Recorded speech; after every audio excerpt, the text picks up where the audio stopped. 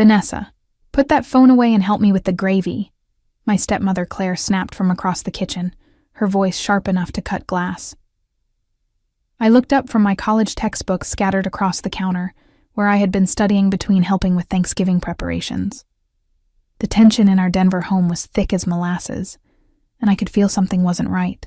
My name is Vanessa McBride, and at 21, I was a junior at Colorado State University, majoring in criminal justice. I had always been fascinated by law enforcement, dreaming of becoming an FBI agent myself someday. The irony of that dream would soon become crystal clear. I lived at home to save money, commuting to campus 3 days a week while working part-time at a local accounting firm called Gravora Group. My father, Thomas McBride, owned a successful import-export business that had afforded us a comfortable life in an upscale neighborhood near Cherry Creek. Sorry, Claire. I was just finishing this chapter on federal investigations, I said, closing my criminology textbook and moving toward the stove. The smell of turkey and stuffing filled the air, but underneath it all was an undercurrent of anxiety I couldn't shake.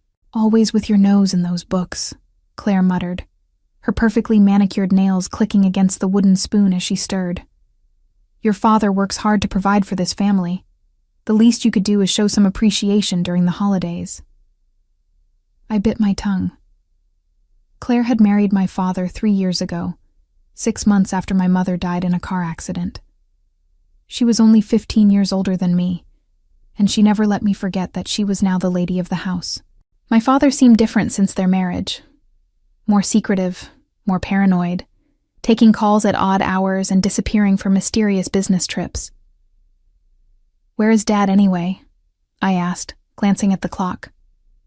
It was nearly 4 p.m. and our guests would arrive soon. He had to take an important call in his office. Something about a delayed shipment from overseas, Claire replied, but her voice wavered slightly. You know how demanding his clients can be. Through the kitchen window, I noticed a dark sedan parked across the street that I didn't recognize. It had been there all morning, and something about it made my skin crawl. Call it intuition, or maybe all those criminal justice classes were making me paranoid, but I had the distinct feeling we were being watched. The car's tinted windows revealed nothing, but I could sense eyes on our house. My phone buzzed on the counter, and I glanced at it quickly before Claire could scold me again. Unknown number. I almost ignored it, but something compelled me to look. The message made my blood run cold. Walk away immediately. Say nothing to anyone at the table, especially your father. Growing up, I had always idolized my father. Thomas McBride was a self-made man who had built his import business from nothing, after emigrating from Ireland in his 20s. He taught me about hard work, integrity, and standing up for what was right. At least that's what I believed until recently. Over the past few months, I had started noticing strange inconsistencies in his stories. Business meetings that ran until 3 a.m. Phone calls where he spoke in hushed tones about packages and deliveries. Most concerning was the way he had started asking me detailed questions about my college schedule, my friends, and even my social security number for what he claimed were insurance purposes. Vanessa, honey, could you help me understand something? He had asked just 2 weeks ago while we sat in his home office. For my accountant, I need to know all the places where your name might be listed. You know, bank accounts, credit cards, any business associations. At the time, I thought it was odd but harmless. Now, staring at that cryptic text message, every strange conversation came flooding back. The way he insisted I apply for a business credit card for emergencies. How he had me sign papers that he said were for college loan applications, but never let me read carefully. The way his business partner, Victor Kozlov, always looked at me with an uncomfortable intensity whenever he visited our house. Claire continued bustling around the kitchen, but I noticed her hands were shaking as she arranged the dinner rolls. She kept glancing toward the hallway that led to my father's office, where I could hear his muffled voice behind the closed door. His tone was agitated, urgent. Claire, I said quietly, is everything okay? You seem nervous. She whirled around, her face pale. Everything's fine. Why would you ask that? It's just that you've been jumpy all day, and Dad's been locked in that office for hours. Usually he loves helping with Thanksgiving dinner." Before Claire could respond, the doorbell rang. Through the front window, I could see our guests arriving. My Aunt Patricia and Uncle Robert, along with my younger cousin Jenny. Normal family members with normal lives who had no idea what kind of storm was brewing in our house. My phone buzzed again. Same unknown number. "FBI agents are in position. When I give the signal, go to your room immediately. Do not warn anyone. Your life depends on it." My hands started trembling as I read the words. FBI agents? What could they possibly want with our family? I looked around the kitchen with new eyes, suddenly seeing everything differently. The expensive renovations my father had done last year. The new cars. Claire's designer clothes and jewelry. Where was all this money really coming from? Through the kitchen window, I noticed 2 more cars had appeared on our street. People in dark clothing were walking casually along the sidewalk, but their movements seemed too purposeful, too coordinated. My criminology training kicked in, and I recognized the signs of a tactical operation unfolding. Whatever was about to happen, I realized I was standing in the center of it. The front door opened, and the house filled with the cheerful voices of my relatives. Aunt Patricia swept into the kitchen with her usual warmth, carrying a homemade pumpkin pie and chattering about traffic on the highway. Uncle Robert followed behind her, already loosening his tie and commenting on how delicious everything smelled. My cousin Jenny, who was 17 and perpetually attached to her phone, gave me a quick hug before disappearing into the living room. "Vanessa, dear, you look pale," Aunt Patricia said, studying my face with concern. "Are you feeling all right?" "Just tired from school," I managed to reply, but my voice sounded strange even to my own ears. The text messages had shaken me more than I wanted to admit. I kept glancing toward the window, trying to spot the surveillance vehicles without being obvious about it. My father finally emerged from his office, his face flushed and his hair slightly disheveled. He was putting on his best jovial host performance, but I could see the tension in his shoulders and the way his eyes kept darting toward the windows. "Patricia, Robert, so good to see you," he boomed, embracing my aunt with what seemed like forced enthusiasm. "I was just finishing up some urgent business calls. You know how it is in the import game. The world never sleeps." "Oh, Thomas, surely you can take 1 day off for family," Aunt Patricia chided gently. Of course. Business is done for the day," he replied, but I noticed his phone was still clutched tightly in his hand. As we all gathered around the dining room table, I tried to act normal while my mind raced. The elegant table setting looked the same as every other family gathering, but everything felt surreal. The crystal glasses caught the late afternoon light, the china plates gleamed, and the golden turkey sat proudly in the center of the table. Yet underneath this picture of domestic perfection, I sensed something sinister lurking. My father said grace, his voice steady and familiar, but I found myself studying his face, instead of bowing my head. When had the laugh lines around his eyes started looking more like worry lines? When had his smile begun to seem practiced, rather than genuine? "Let's start with what we're all thankful for this year," Claire announced, cutting into the turkey with practiced precision. "Thomas, why don't you begin?" My father cleared his throat and lifted his wine glass. "I'm thankful for my beautiful family, for another successful year in business, and for the opportunities that lie ahead." The way he emphasized opportunities sent a chill down my spine. My phone, which I had discreetly placed on my lap, buzzed with another message. "Now, go to your room. Do not look back. Do not warn anyone." I felt my heart hammering against my ribs as I made a decision that would change everything. I pushed back my chair and stood up, my legs feeling unsteady beneath me. "I'm sorry, everyone.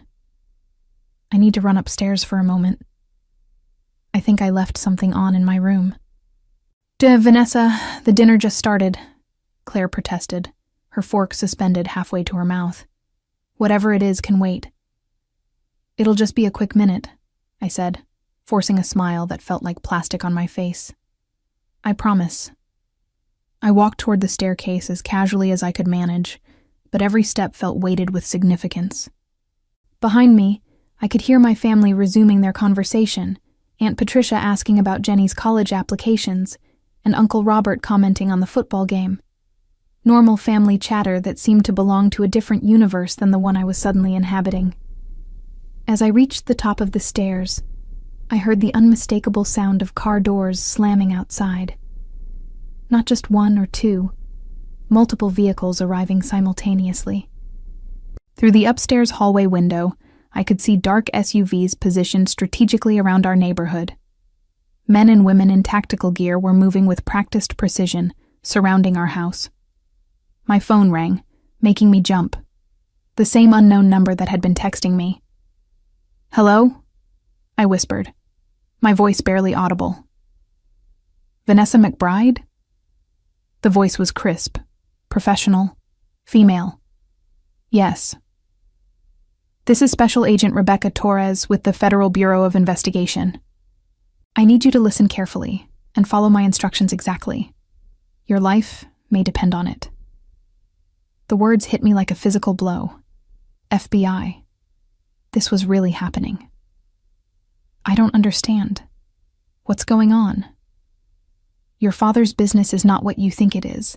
We have evidence that he's been using your identity to facilitate illegal arms trafficking. You're not just an innocent bystander. You're being set up as a fall guy for federal crimes." The hallway seemed to spin around me. Arms trafficking? My father? The man who had taught me to ride a bike and helped me with my homework was a criminal? "That's impossible," I breathed into the phone. "He imports textiles and furniture." "Vanessa, listen to me. In about 30 seconds, we're going to execute a federal warrant on your house. Your father is expecting this. We believe he's planning to eliminate any witnesses who could implicate him. That includes you." The words "eliminate witnesses" sent ice through my veins. "You're saying my father wants to kill me?" "We have recorded conversations indicating that he views you as a liability. He's been using your personal information to create shell companies, forge documents, and launder money from weapon sales. If he goes down, he's planning to make it look like you were the mastermind." Downstairs, I could hear the conversation continuing normally. Jenny was laughing at something Uncle Robert had said. Claire was asking if anyone wanted more wine. The domesticity of it all felt obscene given what I was learning. "What do I do?" I whispered. "Stay exactly where you are. Do not go back downstairs under any circumstances. We're coming in through the front door in 10 seconds. Your father may try to call you down. Do not respond." As if on cue, my father's voice boomed up the stairs. "Vanessa, come down here, sweetheart. Your Aunt Patricia wants to tell you about her trip to Europe." My blood turned to ice. The timing was too perfect, too convenient. Agent Torres was right. He was trying to get me back downstairs before the FBI arrived. "Vanessa," my father called again, his voice sharper this time. "Come down here right now." Through my bedroom window, I could see tactical officers taking positions around our house, snipers on neighboring rooftops, armored vehicles blocking both ends of our street. This wasn't just an arrest. This was a major federal operation. "They're here," Agent Torres said through my phone. "Whatever happens next, do not move from where you are." The front door exploded inward with a tremendous crash. Shouts erupted from downstairs. "FBI, federal agents, everyone on the ground." I could hear my aunt screaming, chairs scraping against the floor, and my father's voice raised in furious protest. But what chilled me most was Claire's reaction, or rather, her lack of one. Instead of surprised screams, I heard her say in a calm, resigned voice, "Thomas, they know everything." The sounds from downstairs were chaos incarnate. Heavy boots thundered across our hardwood floors. Multiple voices shouted commands, "Hands where we can see them. Do not move. Secure the perimeter." Through my phone, Agent Torres kept me informed.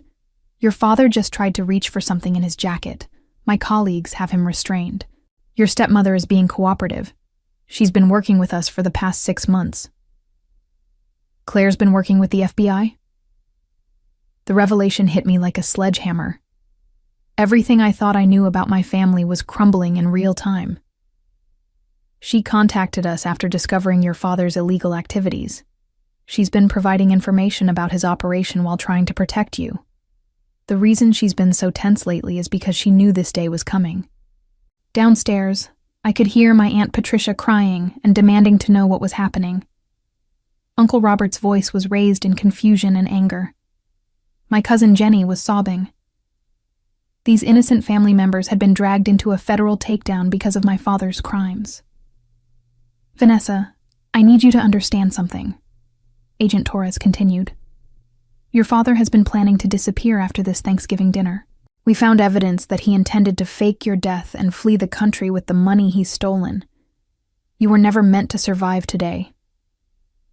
The words made my legs give out, and I sank to the floor of the hallway. My own father, the man who had raised me, who I had loved and admired, had been planning to murder me.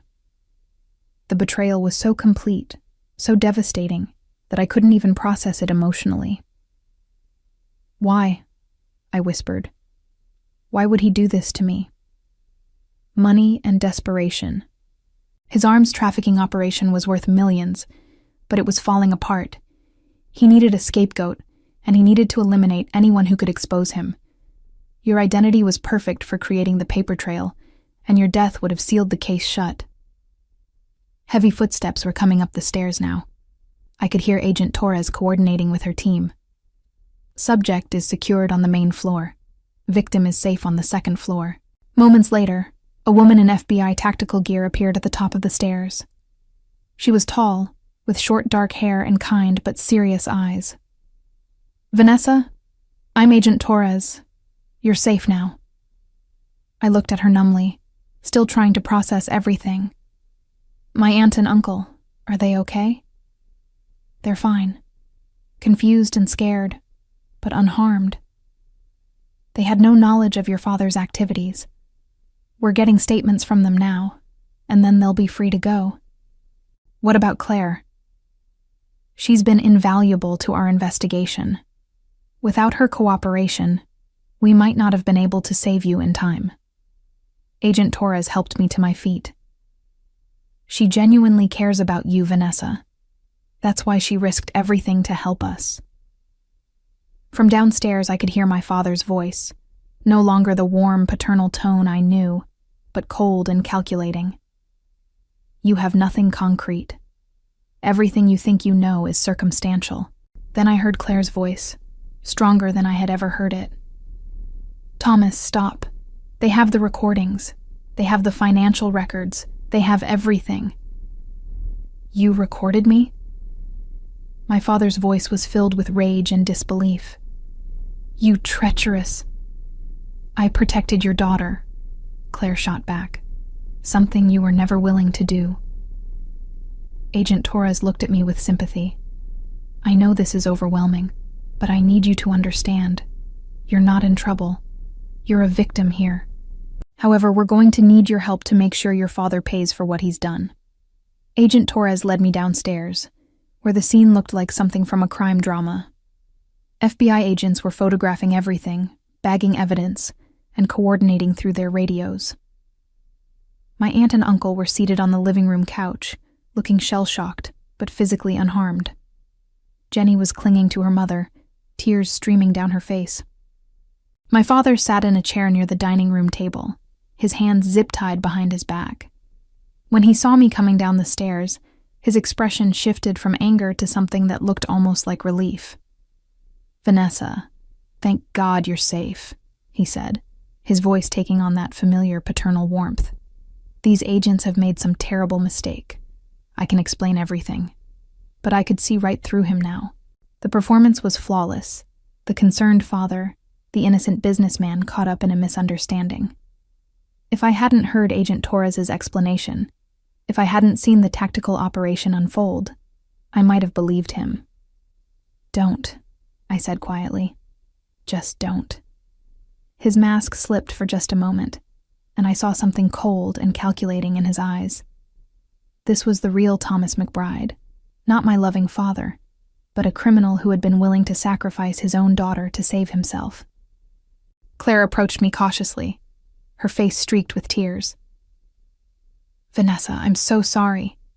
I wanted to tell you everything, but the FBI said it was too dangerous. He was monitoring your phone, your email, everything." "How long have you known?" I asked her. "I started suspecting something 6 months ago, when I found documents in his office. Bank accounts I'd never heard of. Shipping manifests for items that didn't match his business records. When I confronted him, he threatened me." She wiped her eyes. "But when I realized he was planning to involve you more directly, I contacted the FBI." Agent Torres joined our conversation. Claire provided us with crucial evidence: financial records, recorded conversations, shipping documents. "Without her courage, your father might have successfully framed you for his crimes." I looked at my father again, studying the man who had shaped my entire worldview. Was any of it real? Our relationship, the values you taught me, the person I thought you were? He met my gaze steadily. "I loved you, Vanessa. I still do. But love doesn't pay for college tuition or keep a roof over your head. I did what I had to do to provide for this family." "You were going to kill me," I said flatly. For the first time, his composure cracked completely. "It wouldn't have been personal. It would have been quick, painless. You would have died believing your father loved you."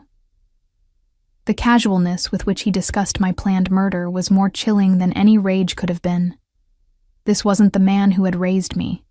Or maybe it was, and I had never really known him at all. Agent Torres stepped forward.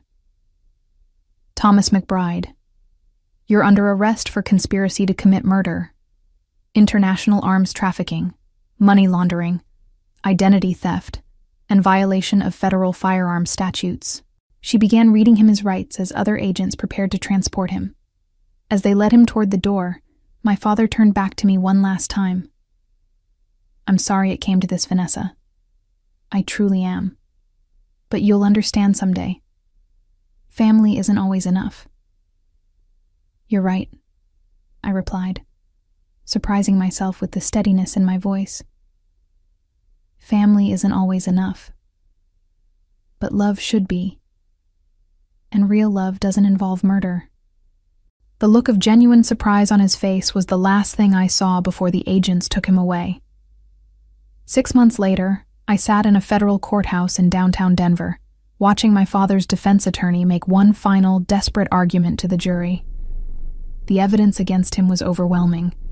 Financial records, recorded conversations, testimony from his criminal associates, who had agreed to cooperate in exchange for reduced sentences. But the most damaging evidence of all came from an unexpected source: me. In the weeks following his arrest, I had worked closely with the FBI to uncover the full extent of his criminal operation. They taught me how to access the shell companies he had created using my identity. Together, we traced money laundering operations across 3 countries. I helped them decode his communication patterns and identify other members of his trafficking network. What I discovered was worse than anything I had initially imagined. My father hadn't just been selling weapons. He had been supplying them to terrorist organizations and drug cartels. The blood money that had paid for my college tuition, our house, our comfortable lifestyle, was stained with the lives of countless innocent people. But it was the murder plot that sealed his fate. Claire's recordings revealed the chilling details of how he planned to stage my death. He had researched poisons that would mimic natural causes. He had practiced his grief-stricken father act in front of the mirror. He had even written a fake suicide note in my handwriting, claiming I couldn't live with the guilt of my crimes. "Ladies and gentlemen of the jury," the prosecutor said in her closing statement, "Thomas McBride didn't just betray his country. He betrayed the most sacred trust of all, that between a father and daughter. He was willing to murder his own child to avoid accountability for his crimes." As the jury filed out to deliberate, my father's eyes met mine across the courtroom. I felt nothing. No love, no hatred, no sadness. Just a cold satisfaction that justice was finally being served. The jury deliberated for less than 3 hours. When they returned, the foreman stood and delivered their verdict. Guilty on all counts. My father's face remained impassive, but I saw his hands tremble slightly as the judge announced his sentence. Life in federal prison without the possibility of parole. As the guards led him away in shackles, I felt a profound sense of closure. The man who had raised me was gone, but the monster who had planned to kill me was finally being held accountable. Outside the courthouse, Agent Torres found me on the steps. "How do you feel?" she asked. "Free," I replied, and meant it. For the first time in months, I feel completely free. Claire joined us, her face showing the relief of someone who had carried a terrible burden for too long. "Thank you," she said to me, "for being strong enough to see this through." "Thank you for saving my life," I replied. "I know it couldn't have been easy." She smiled sadly. "You're the closest thing to a daughter I've ever had. I couldn't let him hurt you." Agent Torres handed me a business card. "I meant what I said before. If you're still interested in a career with the FBI, you have my recommendation. What you've accomplished over these past 6 months, the way you've helped us unravel this case, shows exactly the kind of integrity and intelligence we need." I looked at the card, thinking about my childhood dreams of becoming an FBI agent. Those dreams had been born from watching my father, believing he represented justice and moral courage. Now I knew the truth about him, but somehow that made my calling even clearer. "I'll think about it," I said, but I had already made my decision. Years later, Thomas McBride died alone in federal prison, his arms trafficking network completely dismantled, and his co-conspirators serving lengthy sentences. His reputation was destroyed, his assets seized, and his name became synonymous with betrayal in law enforcement circles. Claire used the seized assets to establish a foundation for victims of arms trafficking, ensuring that his blood money would finally serve a righteous purpose. As for me, I graduated summa cum laude and joined the FBI's counterterrorism division, where I specialized in tracking down criminals who exploit their own families for profit.